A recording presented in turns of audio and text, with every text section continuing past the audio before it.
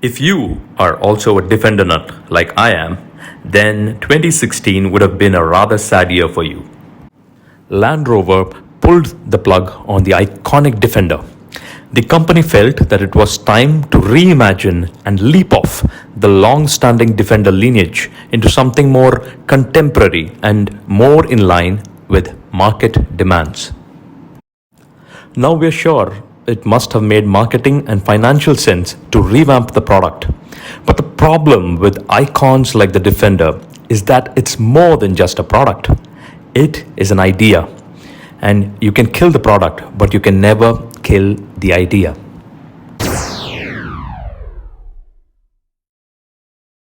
In 1947, it was the post-war period.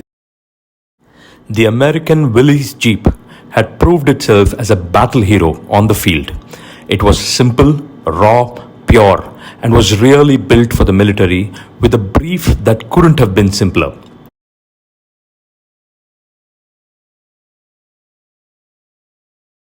We now know that this was the point of origin for many legendary off-roaders that offshoot from the original Jeep, right until our own Mahindra Thar today.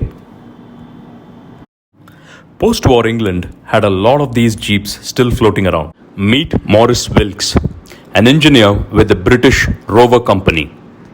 He takes the Jeep's battlefield simplicity and imagines a new breed of off-roader which would be versatile, to be used for hard work by farmers, by miners, by explorers and NGOs beyond the military, by the people of the land, whoever wants to use their vehicles as a means to get things done. He sees this beyond military application as a market gap. This is the idea of the Land Rover. He puts a Jeep chassis and a Rover car engine and uses the aluminum panels, which are surplus from World War II aircraft production, because iron and steel are still in the crunch in Britain at this point and was being rationed post-war.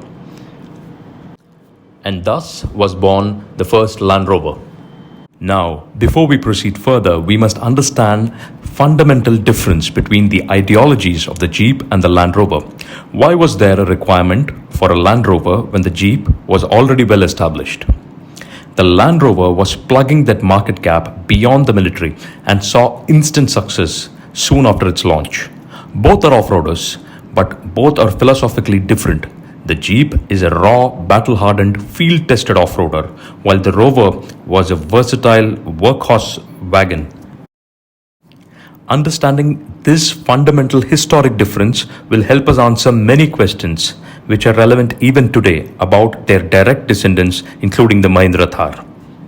Bookmark this point in your minds and we will call back to it whenever required. This Land Rover had since then had a long line of production over the years. It had its own differentiated offshoots into a milder Discovery and a more luxurious Range Rover lines, while the original workhorse became the Defender. Cut ahead to 2016, and Land Rover is not the only company which is killing off-road ideas. In the following half-decade, we can see many off-road makers yielding to the will of the market and killing their ladder frame workhorses and switching to monocoque unibodies. This period also saw many off-road steeds lose their solid front axles, which was considered a birthmark of a true off-roader.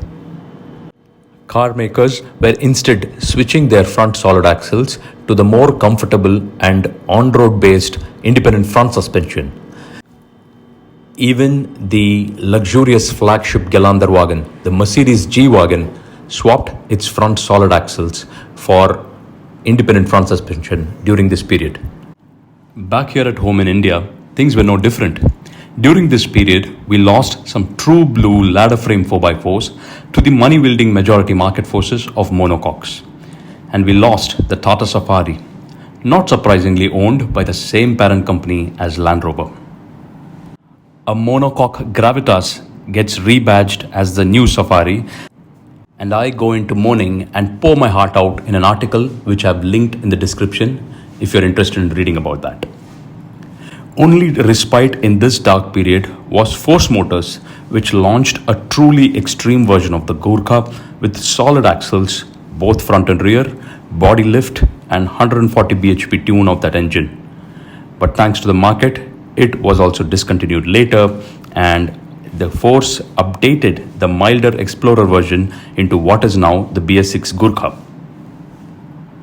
Same period, we lost a family tourer, solid value for money ladder frame Hexa with its magic carpet ride quality, which was discontinued after a lukewarm run in the market. And we also lost my favorite workhorse, the bulletproof Bolero, in its 4x4 avatar. At the premium D2 full-size segment, we lost the ladder frame value package that was the 3.2 Ford Endeavour. My research on that is in the description. Following Ford's exit, Mitsubishi left, taking our legendary Pajero with it, and the Gypsy was discontinued, leaving a gap and a long wait for the Jimny. So this half decade was a definite dark age for ladder frame off-road focused utility vehicles, moving towards more luxurious and market-friendly on-road manners. We lost the solid axles and we lost the ladder frames. Now hold on for a minute. Of course, we can argue that independent front suspensions have come a long way and can perform well both on-road and off-road. But this is not a solid axle versus IFS debate.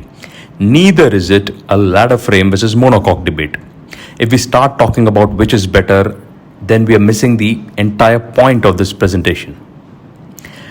Assuming that you already belong to the minority niche group, which wants a true-blooded, purpose-built off-roader that is built on a ladder frame and has front and back solid axles, then what are the options available to you?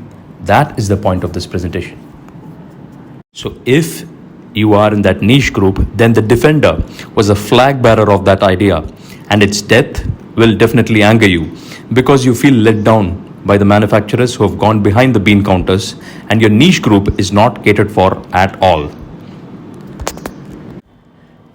In 2020, they brought in this as the new Defender with a full suite of electronics and air suspension.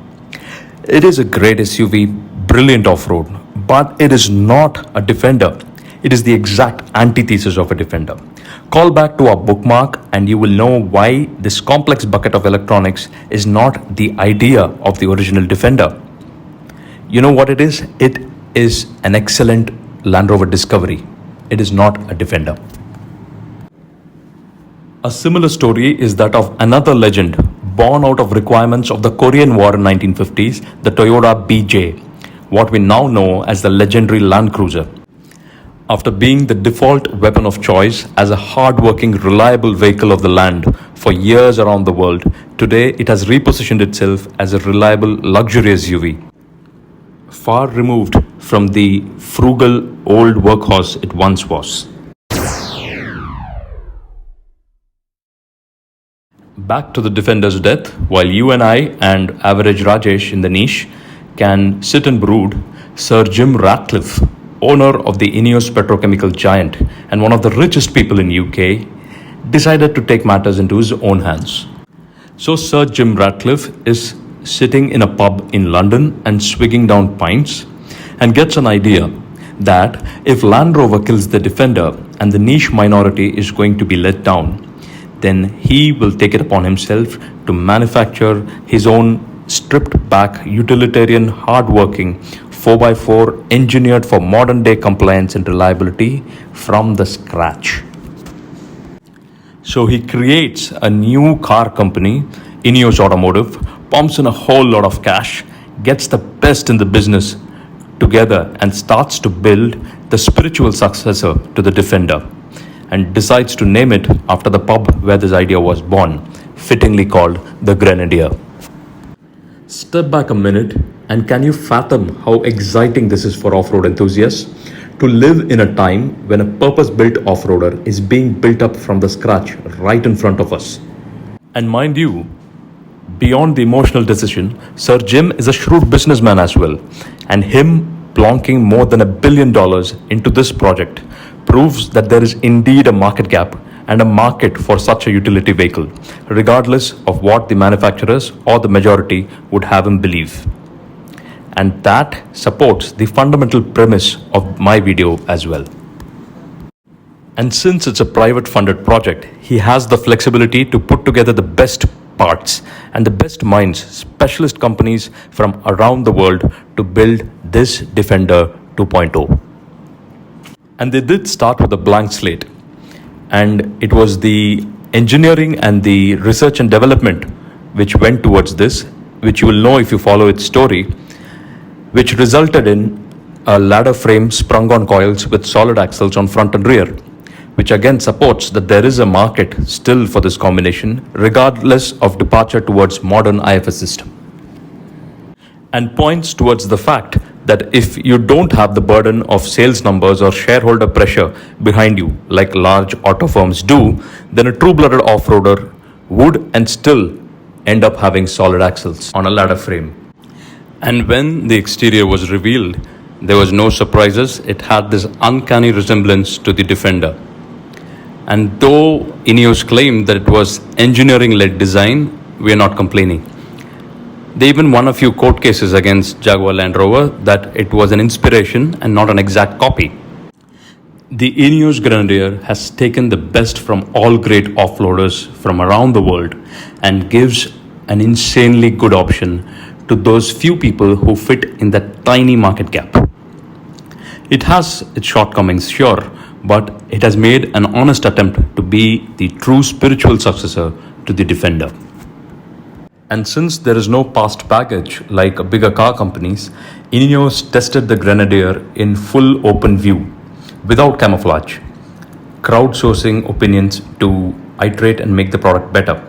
What has come out is a modular and mod-friendly blank canvas which can be tailor-built to individual needs off-road, work or play. Tiny clever bits like this split tailgate asymmetric, which is inspired from the Mitsubishi, show that a lot of thought has gone into make it practical. There are tie-down rods and side rails to carry stuff and a cockpit-styled cabin with pre-wired auxiliaries. I think this is the only vehicle to get a homologated winch from the factory. And looking into the future, Ineos also has plans for a hydrogen cell Grenadier and an interim short wheelbase EV. So that would make it adaptable to the emerging energy and legislation requirements as well, and carrying on with the same off-road capabilities. And with all this, one thing that Ineos has debunked is the excuse that mainstream manufacturers hide behind, saying that new legislation, pedestrian safety norms, emission norms, etc. just rule out making an old school utility vehicle and make it impossible to make such a vehicle in this day and age. But here is the Grenadier in 2023, getting all the approvals and meeting all the standards of homologation in multiple countries with a plain Jane stripped back basic utility vehicle. Now let's talk pricing. The Grenadier is in no way a cheap car. Don't let that workhorse tag fool you, because it starts at about 58,000 pounds. That's 58 lakhs Indian money in the UK. That's just a tad bit cheaper than the new Defender, but still sits around in the same segment. It's placed between the Jeep Wrangler and the Mercedes G-Wagon. So it is a Defender successor at a Defender price, and not cheaper or more accessible by any means. So this is not accessible for the bulk of not-for-profits, NGOs and working class people in many developing nations like the old Defenders used to be. Now this makes me think, is there a market for a made in India, made for the world Grenadier alternative? To answer that question, let us analyze the built for purpose 4x4 scenario in India today. And the Grenadier already sets up the requirement and the brief for its Indian alternative. It has to be a robust ladder frame 4x4 with both solid axles. It has to have a sufficient space and size to be used in multiple scenarios and to have flexibility. It should have sufficient payload carrying capability and a towing capability.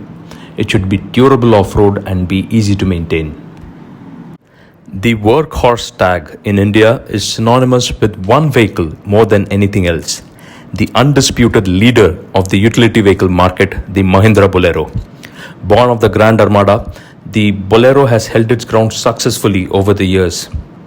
But the four-wheel drive Bolero has been recently discontinued, and the only four-wheel drive option we have is in its commercial Bolero camper pickup truck. Today's Indian 4x4 scene starts with the Thar Gurkha Jimny trio at the bottom end. Then there's a nice wide inviting price gap where the 5-door versions will eventually slightly spill into. Beyond which comes the Japanese territory with Isuzu and Toyota, each fielding one pickup and one wagon and a sole MG Gloucester. A wide price gap again to reach the benchmark off-roader Jeep Wrangler. Further right, well outside your screen, above 2 crores is the G-Wagon and Land Cruiser, which are not relevant to this discussion. Mahindra saw this nice gap and plonked this new Scorpio N smack in that exact gap to fill it up nicely. Now, among these, if we remove the luxury SUVs and concentrate on only purpose-built off-road biased vehicles, then these are all that remain. And interestingly, the only vehicles with solid axles both front and rear are the cheapest Jimny and the most expensive Jeep Wrangler. Could the existing Indian 4x4s be adapted to an Indian Grenadier? Let's see one by one. The Jimny is easily the most awaited launch of the year. Amidst a sea of EVs and hybrids, the Jimny is a refreshingly long-awaited breath of fresh air, not only for off-road enthusiasts, but also for general car buyers. Maruti Suzuki's masterstroke of stretching it by 1 feet in length and cutting 2 extra doors immediately opens it up as a practical car that families won't be afraid to consider, even as the only car at home. This was a barrier that the 3-door Thar had to contend with. A familiar brand, familiar engine, and a widespread service and maintenance network is going to ensure success to the Jimny on arrival. Speaking of off-road, the Jimny is a true mountain goat, a spiritual successor and direct descendant of the Gypsy, an extremely capable, nimble 4x4 which can do great things with its lightweight. I'm so excited for it personally. And with international aftermarket success, the mod and the build potential is going to be insane. I have driven the 3-door Jimny in Thailand a few years ago, and its simplicity is what makes it so immediately accessible.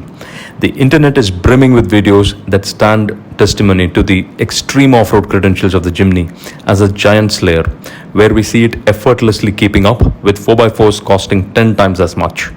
Mark my words, the Jimny will democratize 4-wheel driving and make the culture accessible for many everyday users in India.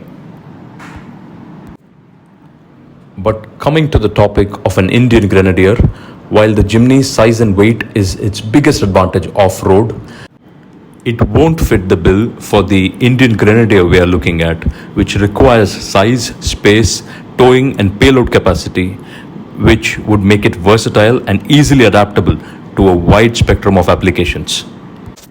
Next comes the Thar, a sorted and mature product that is insanely successful since launch. But call back to our bookmark and you will realize that it's a Jeep descendant and it's different from the Defender's idea. I'll put it like this. The Thar has cracked the code successfully for an Indianized Jeep Wrangler. What we are trying to build here is an Indianized Defender.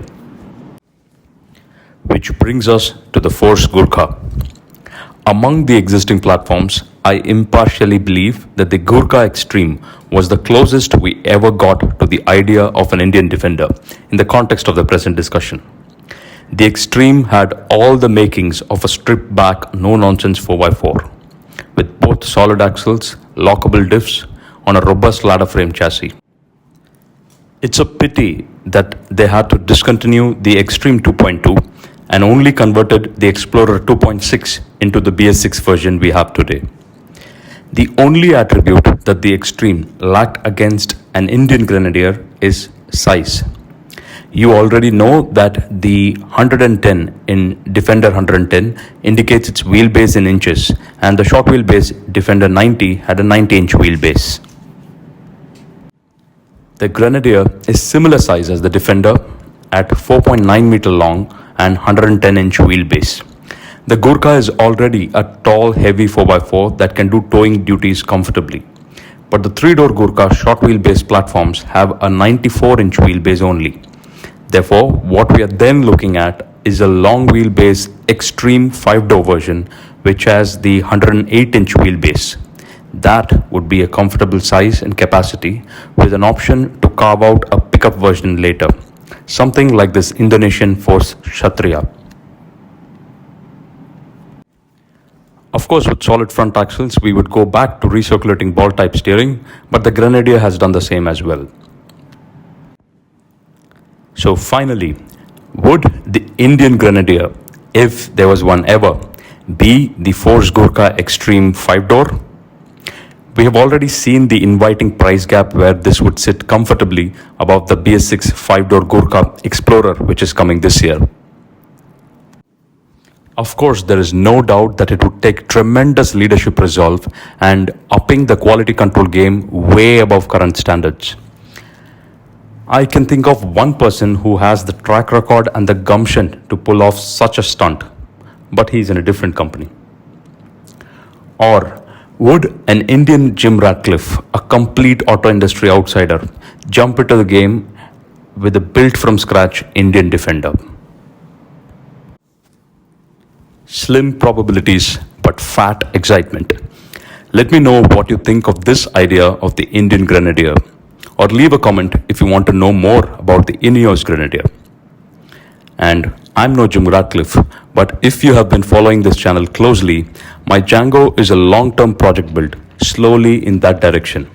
Within my own means, I have a long-term plan to completely build out this Gurkha, including suspension, engine and turbo upgrades into the best 4x4 version of itself.